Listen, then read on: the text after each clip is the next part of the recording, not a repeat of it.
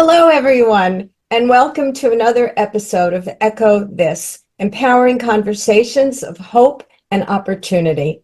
We are delighted to have you in our listening audience today for an exploration of a very provocative and essential topic, and that is the topic of joy. Our title is Joy Hunters, Looking for Happiness in All the Right Places. And I would like to first introduce our panel for today, and we'll start with Lisa. I'm Lisa Jones, a speaker, consultant, and author that leverages the power of humor, gamification, and play as fuel to enhance collaboration, increase engagement, and maximize productivity. And our next panelist, thank you, Lisa. I'm Debi Wimberley, a speaker coach, consultant, health quality advocate on a mission to educate about the power of endocannabinoid system and cannabis to improve your quality of health. And I'm Amy Weishaus. I am a lifelong learner and educator, and my platform that I love to spread the ideas about is the joy and the fact that each one of us has a responsibility and a mission in life to create endless joy. And that brings us to today's topic. And I am going to be reading my questions today from my cell phone because my computer is not printing. So bear with me. And joy is not perfect, just like anything else in life is not perfect. But we can make life and joy as perfect as possible if we learn a few hacks and if we think about it and really capitalize on the fact that this is creatable within us. So I want to remind you that we have 5 episodes to each show, and we are going to investigate hope, opportunity, laughter, the enigma surrounding joy, and also explore the transformational experiences that each one of us can have. So to begin, I want to give out the premise that an article from the Harvard Health Publishing of Harvard Medical School, they distinguish, just for a working definition, between joy and happiness. Happiness refers, they say, to a pleasurable feeling, to the emotions that arise from a situation, or maybe an experience, or maybe an object. Whereas joy is a state of mind that can be actually found and accessed even in times of great grief or uncertainty. With that in mind, research suggests that joy is the very essence of a healthy life and our very survival. I believe also that the inability to feel pleasure is part of the criteria why many people in our society experience depression. So I'm asking the panelists now, what connection do you see between joy and hope? And does joy exist for hope to follow, or is joy a prerequisite for hope? It's kind of like the chicken and the egg, but it poses some interesting ideas here. So let's begin with Lisa. What are your thoughts on the matter? Yes, Amy, the age-old dance between joy and hope. Joy and hope are like Batman and Robin to me, because each are powerful on their own, but unstoppable together. And joy is really like finding a hidden treasure chest in your backyard. It's that burst of light that fills your heart, even when the skies are gray. It's that inner glow that says, hey, life's pretty good, even when it's not perfect. Joy has this magical ability to pop up even during life's messes. It's kind of like finding a piece of candy in your pocket on laundry day. We've all been there, right? But hope, on the other hand, is the map that guides us to the treasure. It's the belief that there's good to be found, that better days are coming, and that our dreams are worth chasing. Hope gives us the courage to embark on the journey, to face the dragons and cross rivers, knowing that something wonderful awaits on the other side. So your question about, do you need joy to have hope, or is hope needed to find joy? I would say that they're partners in crime. Sometimes a glimmer of hope can spark joy in the darkest times, like when you're stuck in a rainstorm, but you see that tiny break in the clouds, and suddenly you feel a little warmer inside. Other times, a burst of joy can reignite hope. Remember that moment you laughed so hard you forgot all your worries? That joy can remind you that hope is always within reach. But in the end, joy and hope are intertwined, dancing through our lives, lifting us up when we're down, and keeping us going when the going gets tough.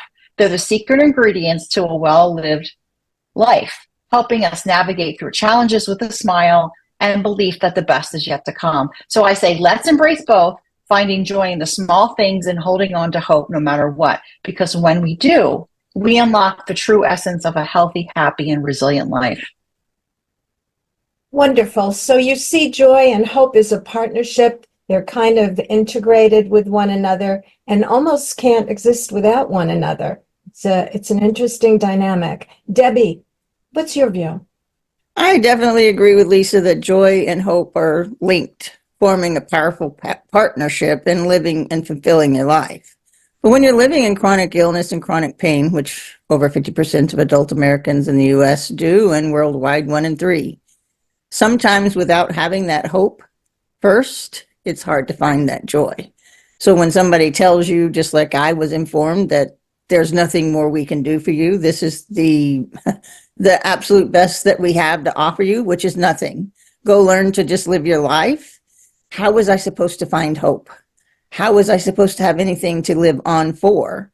So, I have a loving family that surrounds me, which I'm very fortunate for, but they still couldn't provide me with what I needed to fix my health. And so it took me digging deep to realize what I needed to do and take charge for myself. And that's one thing anyone else can do. But I needed to find hope. And I found hope through something called the endocannabinoid system and by exploring cannabis. And within that, then I realized that I was able to transform my life and engage with joy again. And cannabis actually provided me with the tools that I needed to understand what joy could be after living 3 decades in chronic illness and needing a 24-hour caregiver and being unable to take care of myself. There was nothing joyous about any of that. And now I can see and experience the joy of what I have found, and anyone can do that. So hope acts as a superhero. And I want everybody to realize that they have that superhero if they look within themselves.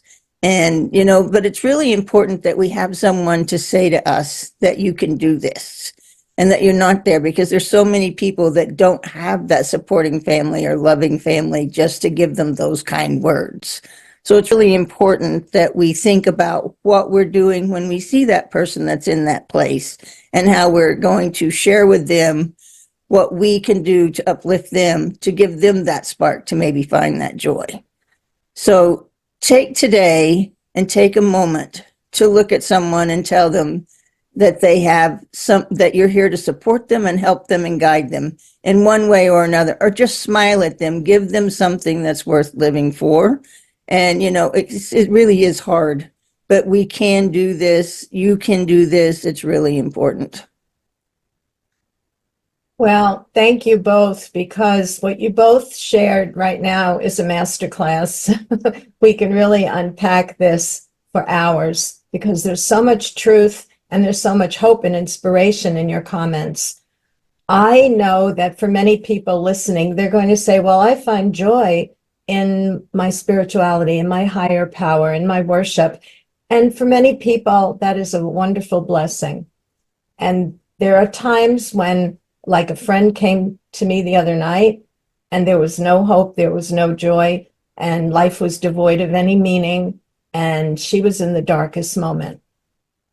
And that's happening. Why? Because external situations were overwhelming. And I find this happening with so many people that I know personally today, daily. So the question is, if we're going to have any hope at all, we have to have the mindset that joy is a muscle that we create, that we develop, and joy is also inside us. So I remember distinctly during the pandemic, I was on the couch in my living room. I had a broken shoulder. I was in a lot of pain. I was watching the TV coverage of the numbers of deaths happening about as a result of the pandemic. My broken body was mirroring the broken society that I saw. It was horrific. I saw white vehicles that were makeshift mobile morgues parked outside of hospitals. And I couldn't even imagine about the humanity that those represented. And I had to make a very conscious decision then that I had to find joy somehow. I had to find a way to spread joy, to talk about joy, to cultivate joy. And I made a promise to myself in that moment that I would do so, and that I would commit myself to helping people realize that joy is in these little incremental moments that we live every day, that we must recognize them, and that we have to just be simply a human being to our fellow colleague or our worker, our family member, our spouse, our children. Smile, say encouraging things, and write down every day. Tell them what they mean to us, how important they are, because once we cultivate that joy that we can help them see within themselves, they can then pass it on to others. So it is a process. And I hoped for a better world, and I found a way to create the joy, and the joy keeps on paying forward and expands incrementally. So yes, I agree with both of you. They are intricately entwined, and I hope that some of our messages today will show how simple it is to create it. And I'd like now for us to look at a second question about this very issue, the cultivation of joy. It's believed by many to be inner work. And I said, not a condition that's based on events or possessions or even abundance. So I'm wondering, what key habits do you practice that create opportunities for joy in your life and in the lives of those around you as well? Opportunities for joy. Lisa? Yeah, I definitely agree, Amy. Joy isn't just something that happens to us. It's something that we actively cultivate. It's kind of like planting a garden of happiness. So for me, there are some habits that I practice every day to create opportunities for joy in my life. And the first one is daily playtime. Just like kids need recess, adults need playtime. And so I make sure every day to set aside time to do something fun and playful, whether it's a quick game, dancing to my favorite song, or even a silly 5-minute doodle session. These moments of play recharge my spirit and bring a smile to my face. And then another thing is gratitude. Every morning, I jot down 3 things I'm grateful for. It's like a treasure hunt for the good stuff in life, and it helps me focus on the positive. But by starting my day with gratitude, I set a joyful tone that carries me through whatever challenges come my way. And then, of course, we can't forget about mindful moments. I do practice mindfulness to stay present and truly savor the little things, whether it's enjoying a delicious meal, taking a walk in nature, or just sitting quietly with my thoughts. Being mindful helps me appreciate the beauty and joy in everyday moments. And then, of course, most importantly, is lots of laughs, because laughter is my secret weapon against stress. So I surround myself with humor, I write funny jokes, and I like sharing them with my friends or just being silly, because laughter lightens my mood and it makes even the toughest days a bit brighter. And another thing I want to mention is connect with kindness. I find joy in just connecting with others through acts of kindness, whether it's a compliment, a helping hand, or just a smile. Spreading kindness not only brings joy to others, but also fills my heart with happiness. And I can't forget to mention creative adventures. Engaging in creative activities like writing, cooking, or crafting with my daughter allows me to express myself and find joy in the process. And creativity is a playground for the mind, and it opens endless opportunities for joy and discovery. And I want to remind everyone here to celebrate your small wins. So make it a habit of celebrating the tiniest victories. If you completed a task, yay for you. Tried something new, hooray. These mini celebrations keep motivation high and remind you that joy can be found in progress no matter how small. And really, Amy, by weaving these habits into your daily routine, they can create a fertile ground for joy to grow. It's about finding delight in the journey, not just the destination, and remembering that joy is always within reach no matter what life throws our way. So go ahead and plant your own seeds of joy, watch them blossom, and bring a smile to your face every day. Thank you so much for all those wonderful thoughts of how we can create joy. And I know, Debbie, you have to add to that. Yes, I do. I definitely agree that um, creating joy is through finding profound creativity. And one of the ways that you can do this, especially when you're living with an environment that you don't want. At 32, I found myself being declared disabled and unable to work. I lost my job. I love to work. And so that was very devastating reality for me that, oh, now I'm not going to be able to perform a job anymore. So I had to find ways to be creative to keep my mind active and keep myself engaged. And so I started looking at everything that I could possibly learn. So I started teaching myself how to knit, how to bead, how to paint. I was taking, video courses like back when we had VCRs. This was long before the internet. And we had VCRs, and I'd buy tapes and I'd watch them over and over and over. But one of the things that I found through this creativity is that I take that creativity and turn it into something that I can share with someone. And that allowed me to provide joy to myself creating it and to give joy to someone else. And there's one example I'd like to share here.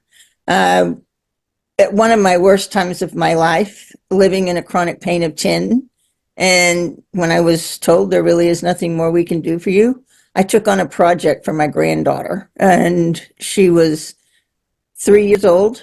And I wanted to share something that I enjoyed when I was a kid, which was dress up.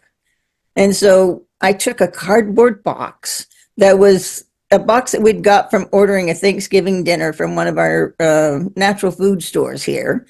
And it had handles on the side. I covered it with wallpaper. I cut out stickers like it was a trunk and made it look like a trunk, like she'd been traveling around the world. I went into a secondhand store and I bought all kinds of young girls, like, junior high school girls' dresses, and put them in this box, bought shoes, pearls, earrings, everything, and gave to her. And she's been playing with that box up until now. She's now 12 years old, so she's not playing dress up. But you know what the beauty of that gift was? She enjoyed playing with it with her friends, but she has taken 3 of those dresses and worn them to events in her life. One was her father-daughter dance, her very first father-daughter dance. And I can tell you, when I saw that picture, it just blew my mind that I was still providing her with something that brought her joy, brought us a connection. And that was during a time when I couldn't see them because of the pandemic, and I have an compromised immune. So being able to share that with me was so beautiful. And then it was a year and a half later, and she's taking another dress out and she's wearing it to her first recital for singing. And so, there's ways that you can transform and send joy to other people, and it can live on forever. So, when you're thinking about creating joy, think about how you can create joy in the process for yourself, but how you can also give it away, and it will return to you over and over again. That story always leaves me speechless. It's so powerful. It's such a tribute to you in your depth of dysfunction and pain and despair, created this lasting legacy of joy for your granddaughter. It's just such a special, special story. And I thank you for sharing that.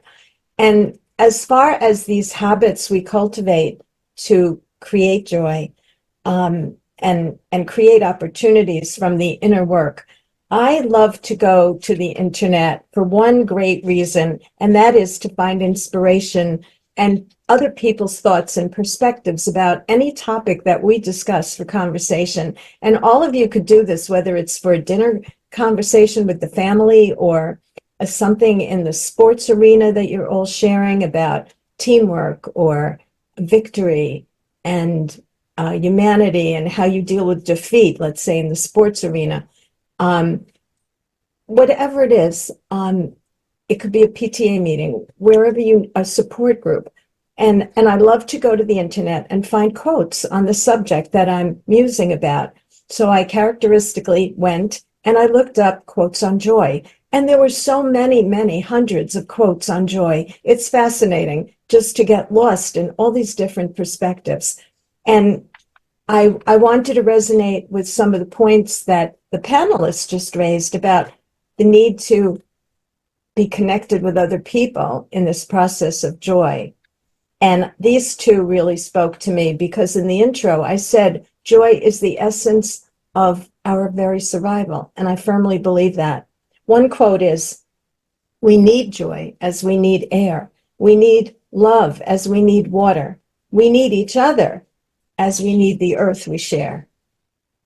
And the other one is, and it's blocked out who said these, so we're just going to attribute them to the universe anonymously. True joy results when we become aware of our connectedness to everything. And that's people and concepts and lots of good things. And I wanted to just share, I came across this wonderful book, and you were talking about your granddaughter, and this book is called Parent Like It Matters: How to Raise Joyful, Change-Making Girls. I was very intrigued by this. I found it in the dollar store, and for $1.25, I've gotten such a wealth of wisdom and joy from starting this book. And one of the habits I like to practice every day is to make contacts with 18 people in some way. My goal is 18. That's my magic number. So it could be a response to a Facebook post, but not just a like, an actual response. So today I already wish someone, a lovely, wonderful human being, a happy 23rd birthday. It could be sending out a post or a message. It could be a phone call to someone. It could be a written thank you or a written attributes about, what I'm feeling and thinking about them. It could be a text, an email, whatever it is. And by example, the other day, I just happened to forward a post of Debi's, and I decided it was so valuable in sharing testimonials of people who've had health improvements. And I just went crazy, and I targeted 22 people, bing, bing, bing, bing, bing. And I was over my 18 right there. So I was ecstatic, and I said, I just sent something so valuable out into the world. Who knows where it'll land? And I got one response out of the 18. And it was someone who said, are you the Amy from college? And this is someone I knew as a friend and dated maybe once. And it's funny because he's an author and he's come up in my sphere about writing. And, it's just funny, but it was like a random thing that I sent it out to him. And the last few days we've been involved in a hysterical exchange that I've been laughing my way to the DM every day just to say, oh, do you remember so-and-so? Or did you date this one? Or I barely got through college and I was doing gigs with a jazz group, and I never knew he was a musician or any of that. And, it's been so joyful, and also not even imagining that this one contact would lead to a profile from somebody else's eyes as to what I was like when I was about maybe 20, 18. And the funny thing was, and I just think it's hysterical, it said, I thought you were out of my league. And I thought, what does that mean? And there was a perception that the women who went to my college were intellectual. Well, this person's intellectual. He's obviously a successful author. But the funny thing was, I thought he meant economically, and I had a laugh over processing that. And he said, no, I thought you were funny and intelligent and out of my league in that way. But that's crazy. I would never have thought anybody would have thought of that, let alone a young man from, the college next door to me. So crazy stuff, very joyful, very silly, very giddy. I'm playing this. He's practically a stranger, but we have a connection, and a connection is the key. And I'm reliving some beautiful memories, finding out a little bit about myself, about how young men who are dating think, and it's really funny. So thank you for, listening to that. But the point was, make 18 contacts, because you never know where they're going to lead. Okay? So, Amy, I'm wondering if now that you're talking to this man, I'm wondering if your 18 will be categorized by 18 DMs back and forth. Like you won't have to do many other things. You just do 18 contacts with him on a daily basis. I don't know. We're not up to 18 quite yet. But the funny thing is that, we all have some kind of connection. And if it's not personal one-to-one, it's with that experience of that era, of that, I said, that's really interesting that you thought that when I was trying to find myself, and didn't, and it turns out that he became a writer, a journalist at a newspaper, and I taught journalism, and journalism has been my love. But I didn't know then, I was a high school editor-in-chief of my school paper, and I didn't know he was interested in journalism. So, we all often, even as young as we are, we miss the right questions to ask each other that would connect us maybe for life. So I don't know, maybe when I go out to California and visit my son, maybe we'll have coffee one day. But it's an adventure, and it is joyful because, as you both said, it's connecting with people, and that creates joy. So that brings us to question 3. Fireworks. Fireworks. How about that for a segue? Fireworks, hot balloons, hot air balloons, confetti, and rainbows are just a few symbols of communal celebration and joy. So could we all share a time when laughter was central to the sharing of joy? And it could be either in a quiet moment or a moment when you were in a group. So let's put on the laughter hat, and Lisa's smiling already, that winning smile. So go for it. Yeah. My example that comes to mind, still makes me laugh, is there was a game night that we played charades, and one of our friends, who's about as coordinated as a giraffe on roller skates, got ballet dancer. So as he attempted to pirouette across the living room, he lost his balance and crashed into the snack table. And then chips and dip were flying everywhere, and the room erupted in laughter. Tears were streaming down your face, can't breathe kind of laughter, that kind of laughter. But in that moment, it wasn't just about the hilarity of his impromptu Swan Lake performance. It was the pure joy of being together, of sharing a moment so ridiculous and wonderful that it turned into one of those legendary stories. And laughter was the glue that brought us all together, making that memory shine brighter than a firework. So my advice to everyone is the next time you're with your crew, embrace the goofy moments. They're the ones that light up your heart like a sky full of confetti and rainbows. Wow. Okay. Rainbows and confetti. You are always living in that dimension as well. I love it. And continuing the thought of our playground of joy, Debi, come play with us. Oh, I'd love to come play with you. This takes me back to a time when I was a little girl, and my father always went fishing with a group of gentlemen that he worked with and knew, and I always wanted to be the tag-along. And so we all had our own individual boats. We would go to the lake. We would all figure out where we were going to gather around, and we would sit in these boats, and we would share laughter, conversation, and everything, but then we'd catch fish. So it became a competition about, celebrating who caught the most fish. And so we would, every time somebody would reel one in, there would be a celebration, and there would be a joke. There would be something funny that was shared. I was the only little girl out there with all these men. There were probably, 8 to 10 men, and I fit right in. And so I was able to create this joy, and I can still summon that up today and rely on that to build me to understand that these are outings that we can rely on and build. And it doesn't have to be something that's so fireworks and that kind of stuff. This was a quiet, serene atmosphere where we were sitting in nature, and we were able to build this connection. And it was just a beautiful moment. So this weekend, I was sitting on the swing in my back porch, and it creaks when you swing.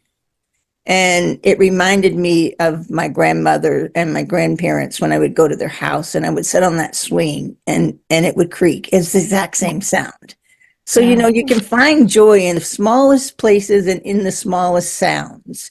And so it was really cool because I was just sitting there this week and thinking about all the joy that I always received when I got to go visit my grandmother. She was someone that was so precious to me. And it was like just reliving that moment all over again. So, these moments don't have to be so explosive. They can be very small.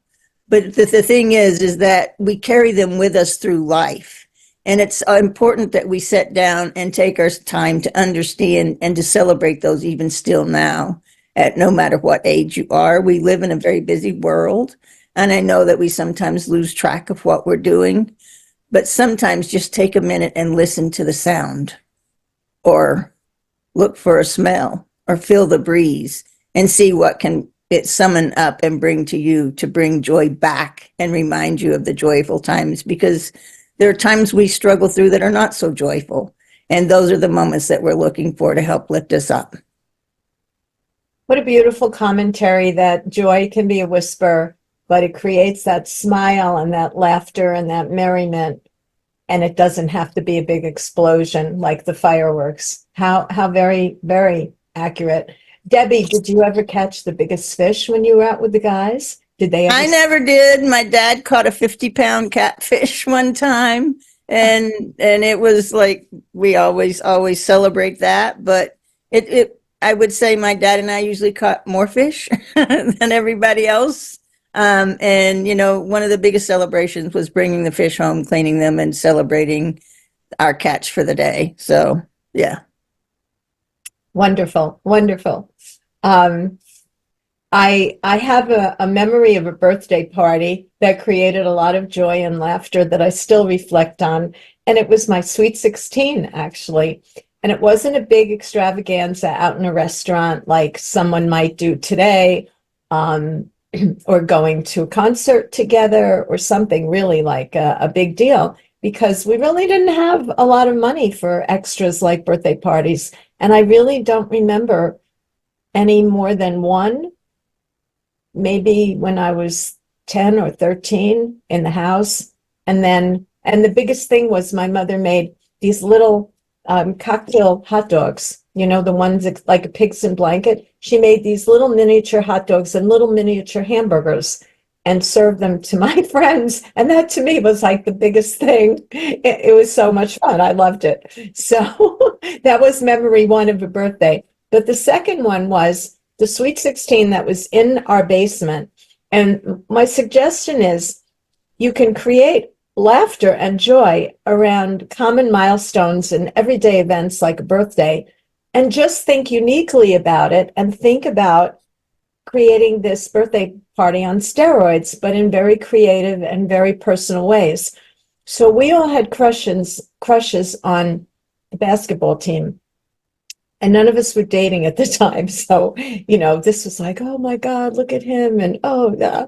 So we also had a championship team. And this was great. They were in the regional league and the whole bit. So I decided to, at this birthday party, to have big posters of these guys blown up and put them on the wall on the wooden panels in the basement, but cover them up with big sheets of colorful paper and make it look like the decorations. So there were the hidden guests behind the construction paper. And meanwhile, we were doing silly things like making Easter bonnets out of paper plates and all kinds of ribbon and flowers and stuff. And it was creative and it was fun. And I know it sounds maybe a little not exciting for maybe today's kids, but I see more and more things happening in the adult world where there are birthday parties at flower shops where everyone's making an arrangement, or they're painting wine glasses somewhere, or doing some activity together, which is really a lot of laughs and a lot of fun and creating a lot of joy.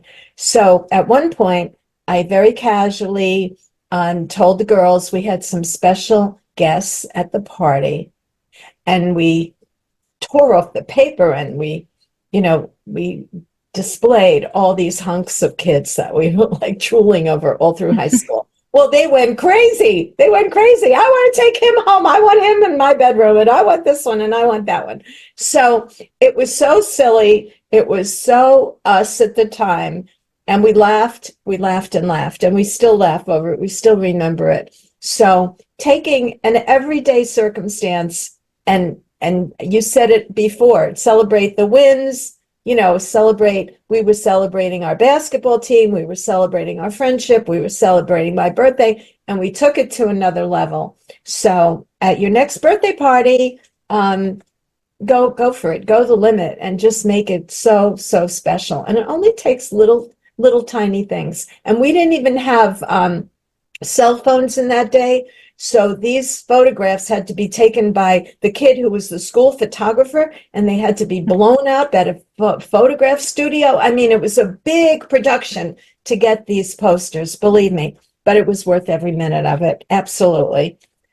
And now, moving our discussion along, we're going to go to our fourth question, and that is, if feeling joy is sometimes an enigma or an unreachable goal for some people, how can we set the bar to encourage others to just hold on and to strive for that bliss that is beyond the struggle?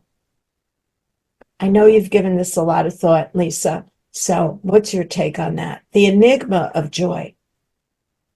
Yes, I was trying to think of an analogy for it, and it came up with, because joy can sometimes feel like that elusive Wi-Fi signal, and just when you think you've got it, it slips away. We've all been there. But the trick here is we don't need to find joy in grand gestures or perfect moments. Instead, we can create little sparks of joy every day, even in the middle of life's messiness. So here's how we can set the bar and encourage others to hang in there and reach for that bliss beyond the struggle. So I have a few things I wanted to share. And the first one is be a joy detective and really challenge people to seek out moments of joy like they're on a scavenger hunt. A beautiful sunset, a funny meme, a kind word from a stranger. These are all treasures waiting to be discovered. And then, of course, we talked a lot about in our past segment, laugh at the chaos. Life's going to throw curveballs to you, and sometimes you just must laugh at the absurdity of it all. Share funny stories, watch a comedy, or just embrace the ridiculous moments with a hearty laugh. And then stay connected. Encourage people to reach out and connect with friends and family, kind of like what you do, Amy. You have 18 touch points a day. That's amazing. And sometimes a good chat or a heartfelt hug is all it takes to lift the spirits. And then, of course, I would be remiss if I didn't mention to play every day. Emphasize the importance of play, whether it's a game, a hobby, or just being silly. Play isn't just for kids. It's a joy booster for all ages. And by setting the bar high with these playful and practical habits, we can help others see that joy isn't an enigma. It's a daily adventure. So even when life feels tough, those little sparks of joy can light the way to the bliss beyond the struggle. So let's make joy our mission, one small step and one big laugh at a time. Great. Well, we're all on this same pursuit. And I just want to reflect for a second. Debbie said, yes, I want to come out and play with you. And it just hit me in that moment that our listeners don't know that we're interacting right now from me in Florida, Lisa in New Jersey, and Debbie in Arizona. And we've created this virtual playground for us with the beautiful power of the internet. And we've been working and developing relationship, a close friendship and partnership for well over 2 years now. Lisa and I have met in person once, and Debbie hasn't met Lisa or me yet in person. And it's just fascinating to me in the moment how connected we are and the joy that we're able to generate and share. And it's just, you may think we're all sitting at a table together in one of our living rooms, and we're not. We're miles and miles away, but we're so close in this time of sharing with you. So Debbie, it's now your take on the enigma related to joy. Well, I think finding joy again amidst adversity is important, because there's so many things that can happen in life that challenge us. And at that moment, we don't find it to be so joyful. I can recall a moment when I was taking care of two moms as a caregiver. My mother-in-law was going through having her third cancer surgery.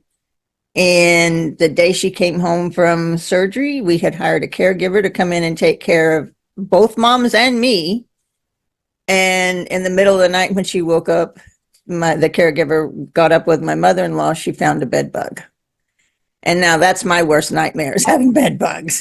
That's not something I want in my house. And so I was greeted with that the next morning, and I had to figure out how to resolve that. And it was, I will tell you, I was terrified and I did not know what to do. Well, it ended up, we had to dismantle our whole home. We had black trash bags out in the backyard lined up in the Arizona sun, roasting away. We had to throw everything in the dryer that couldn't go out in the sun. I had a big, like I said, I'm a knitter. I had a huge amount of yarn that just went into the dryer and came out as this great big ball of intertwined yarn that is a big mess. That is just a reminder of what this is. But the key to all of this is that caregiver looked at me as stressed as I was, and she said, one day we're going to look back at this and we're going to laugh. And I was like, there is no way I'm going to ever be laughing about this. We laugh about this story so much now.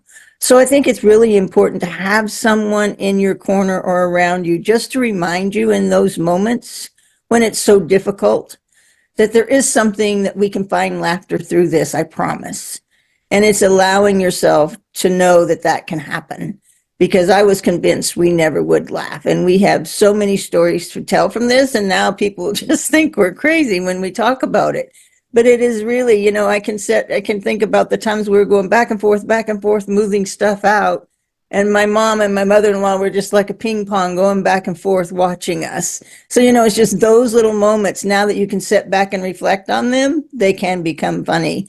So when you feel that you're at your lowest, allow yourself to know that you will be able to come back to this moment and see that there were some moments of joy that you can bring back and that you built from and you established and that you came out stronger. It's always important that you know that it is within you where joy lives and where joy comes from. Beautiful. Thank you, Debbie. You know, when I think of the enigma of joy, I think of, you know, the question, how can joy ever exist beside the greatest darkness in people's lives? And that brought me to the subject of loss. And when we're facing loss of a family member, a precious friend, a pet that we've lived with for years and years and years and grown up with.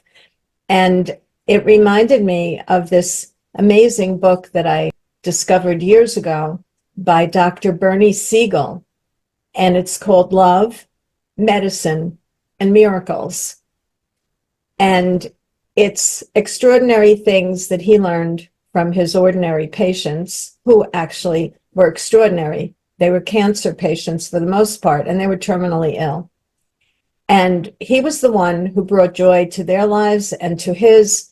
He was a pioneer in the idea that everything is inner work. Joy is inner work, even in the face of a terminal end, and that we can find joy everywhere.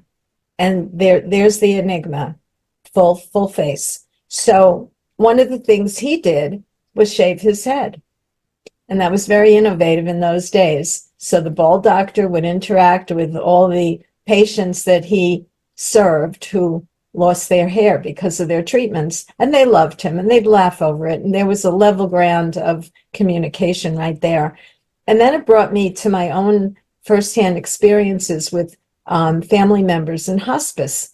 And I remember going to a room where my stepmom was lying peacefully, and this young man walked in with a guitar. And I was like, whoa, what's this? And he sat at her bedside and he asked her, what song would you like to hear? And she picked some romantic, I think Frank Sinatra ballad, and he sang it. And I was just enthralled. And there was such joy on her face, even though she was closed-eyed and very peaceful. And she said, "That was beautiful." And I was just, I'll never forget that moment. I'll never forget how a young man who had a passion for music and found joy in music, who was studying music in college, came here to give of himself to sit by the bedside of a stranger who had limited days on earth, and here her daughter is sitting. And that moment of joy was created for eternity. It was just so incredible. And it was the face of loss and darkness, but it created light, and it just made the sadness, and there's the enigma again, the sadness and the devastation, it made it bearable, and it made it joyful beyond words. So that was my reflection on that particular question about the enigma. And that brings us to our fifth question, and that is about transformation, the transformational power of joy. So I'd like each of us to share a personal experience, or that of a friend or even a family member or a public figure that was truly transformed by joy, and what key factors contributed to successful outcomes in this transformational experience revolving around joy. Lisa. Well, mine's about one of my friends that was going through a rough patch, job stress, personal setbacks, you name it. She felt like she was carrying the weight of the world on her shoulders. I'm sure we can all relate to that, or know somebody that can relate. But one day she stumbled upon one of those local improv comedy classes. And at first she was hesitant. She was like, "Improv, really, me?" But she decided to give it a shot, thinking, "What do I have to lose?"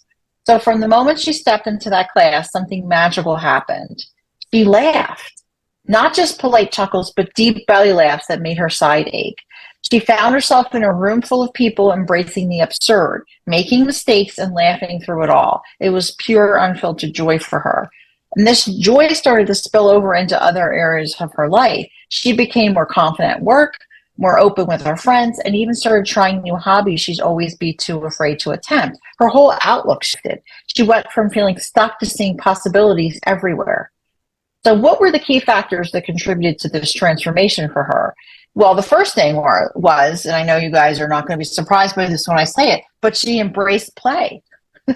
So by diving into improv, Carol rediscovered the power of play. It reminded her that it's okay to be silly and make mistakes is part of the fun. And then, of course, in improv, if you've ever taken an improv comedy class, there's community support. You're surrounded by supportive, like-minded people who create a safe space to explore and grow. And the laughter and encouragement she received were like a healing balm to her. And then, of course, the other thing about improv, which I think is magical, is taking risks. You're stepping outside of your comfort zone and trying something completely new. And that's really the game changer. It opened her up to new experiences and perspectives. And then what happened because of that is she had a mindset shift.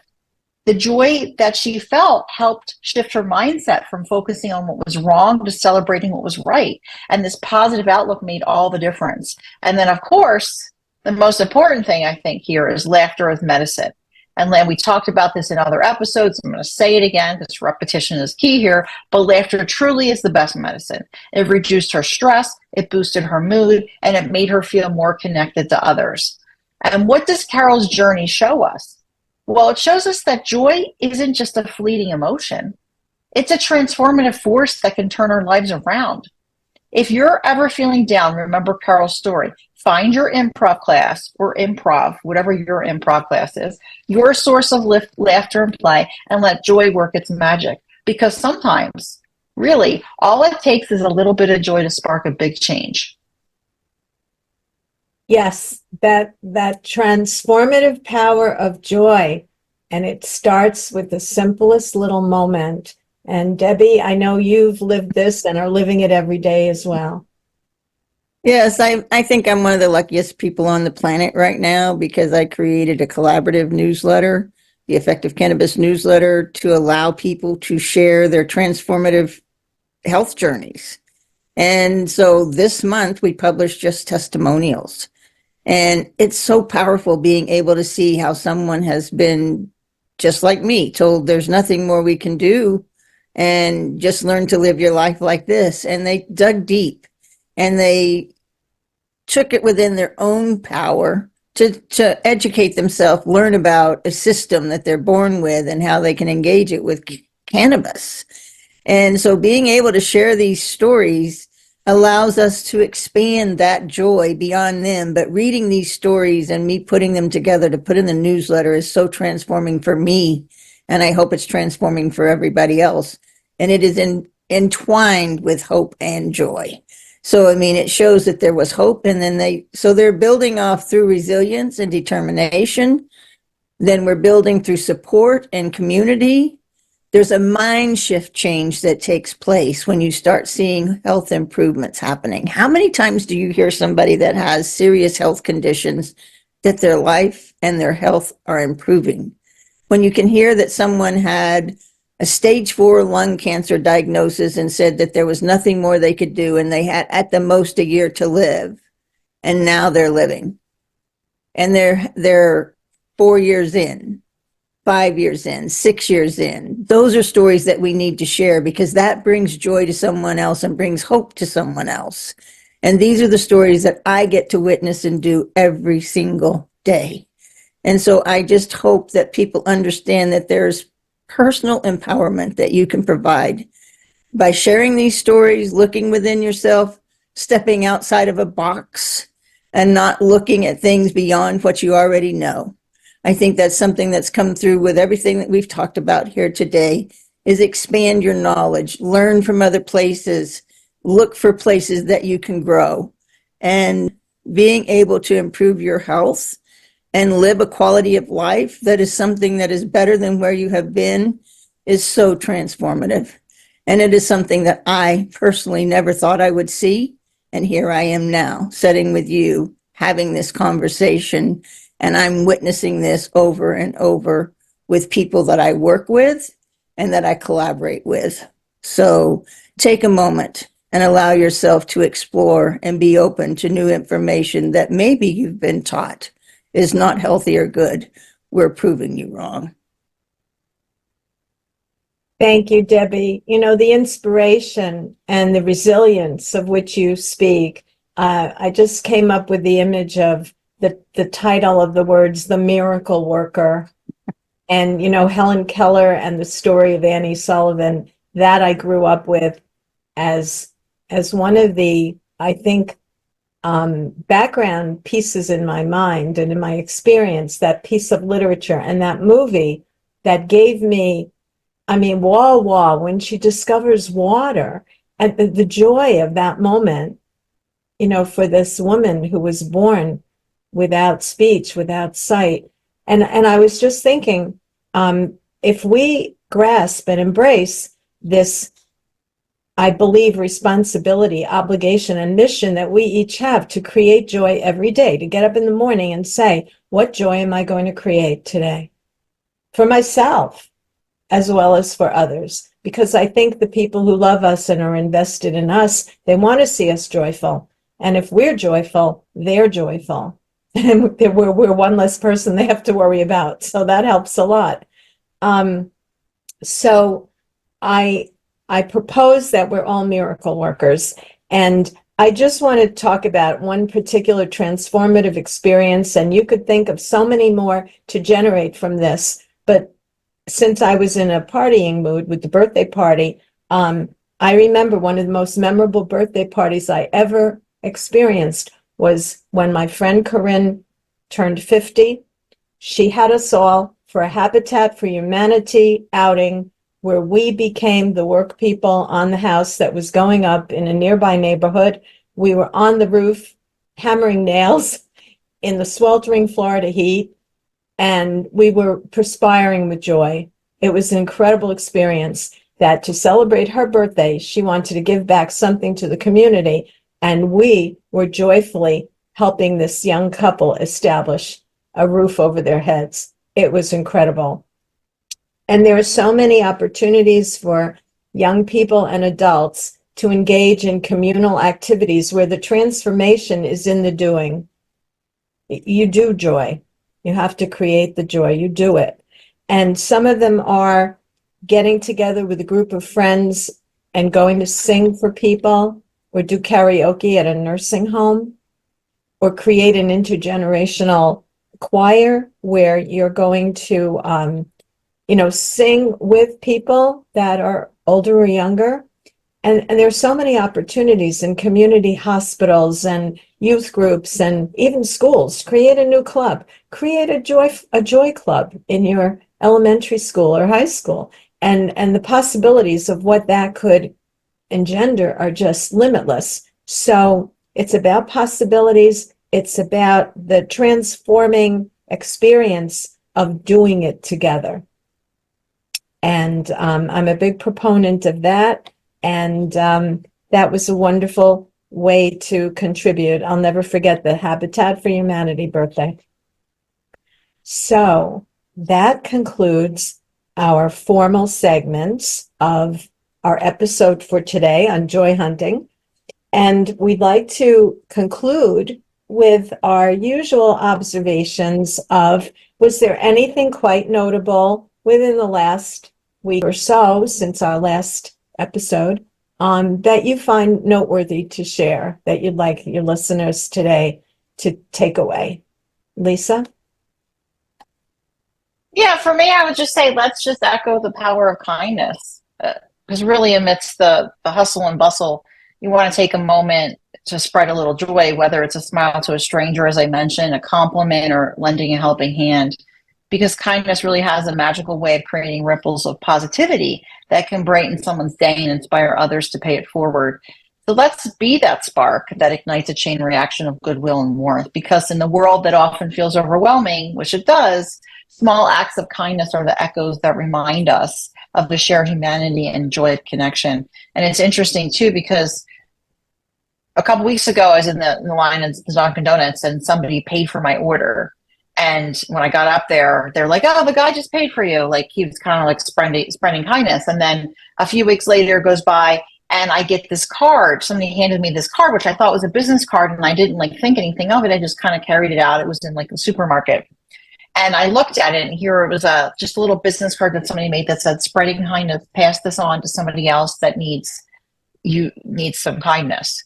So, like, people are even making little cards. So it was just a unique and interesting way to do it. Like, you think like somebody hands you a business card, and it's like, "Oh, here's my business card," like I'm a salesperson. But no, it was just a card. They didn't want anything in return. They were just letting me know that here's some kindness for you. Like, pass it on. They even had a kindness website, which I thought was really cool. Yeah, so that's my example. Very cool. Debi, what caught your attention? This weekend was such an impactful weekend for me. I actually had someone travel 2,500 miles from Canada to come see me, based on us building a connection just like we have here. She's on a trip for a vacation, and she wanted to meet me, and she said, "Can we meet somewhere in the middle?" And I said, "I can't travel due to, especially where she was going was high altitude. And I have a compromised immune, so I'm not usually around too many people. So being out and about is not something." She took time out of her day to bring her and her family to my house and visit with me on my back patio. Now, that to me is a moment of gratitude, joy, that I got to experience, that a connection that I had made over the internet, never knowing that I would ever meet any of these people, knowing that I would never, I never thought I would work again. I would have been so sick again. So understanding that the impact you can have on an individual through the computer, through conversations, is so impactful. It makes me feel that, I've done something right, that she wanted to take that time to come here. I can't be more grateful for the opportunity that I got to spend with her. We got to meet each other's family. We got to laugh. We got to cry. We got to share. It was absolutely a beautiful moment. So don't think that when you're working on the computer, talking to someone on the phone, whatever it is, when you're building that connection, it can be such a powerful joy that comes into your life. Absolutely. And the thing that caught my attention also was joy related, but again, there's a little bit of an enigma there, and it revolved around a very big interest in mine, and that's Alzheimer's.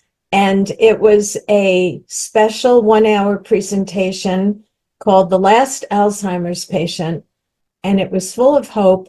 It was all collated and researched by Dr. Sanjay Gupta on CNN.